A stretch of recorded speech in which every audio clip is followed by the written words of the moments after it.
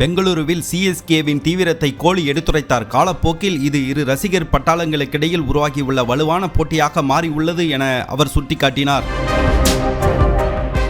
மேலும் அவர் அளித்த பேட்டியில் ஐபிஎல்லில் மிகவும் தீவிரமான போட்டியை அடையாளம் காண கோலியிடம் கேட்கப்பட்டது.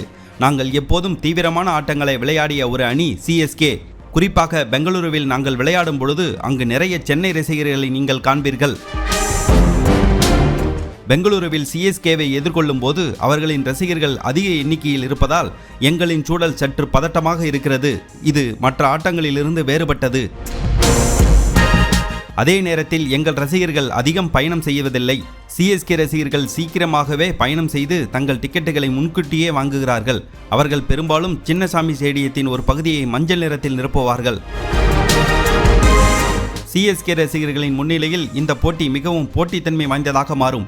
நேர்மையாக சொன்னால் ஆர்சிபி வெர்சஸ் சிஎஸ்கே போட்டியில் எப்போதுமே நான் ஒரு பகுதியாக இருப்பதற்கு மிகவும் உற்சாகமான அனுபவமாக இருந்து வருகிறது என்று கோலி கூறினார்.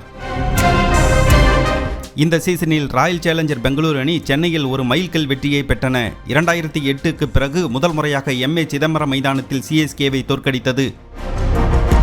கடந்த ஆண்டு சென்னை சூப்பர் கிங்ஸ் மற்றும் ஆர்சிபி அணிகளுக்கு இடையிலான மோதல் கூடுதல் உற்சாகத்தை கொடுத்தது. ஆர்சிபி அணி சூப்பர் கிங்ஸ் அணியை பிளே ஆஃப் போட்டியிலிருந்து வெளியேற்ற முடிந்தது. இந்த போட்டி மிகவும் பரபரப்பாக இருந்தது. பல ஆண்டுகளாக எம்எஸ் தோனிக்கும் விராட் கோலிக்கும் இடையிலான போட்டிகள் பெங்களூருவின் சின்னசாமி ஸ்டேடியத்தில் மறக்க முடியாத சில தருணங்களை உருவாக்கி உள்ளன என்பது குறிப்பிடத்தக்கது.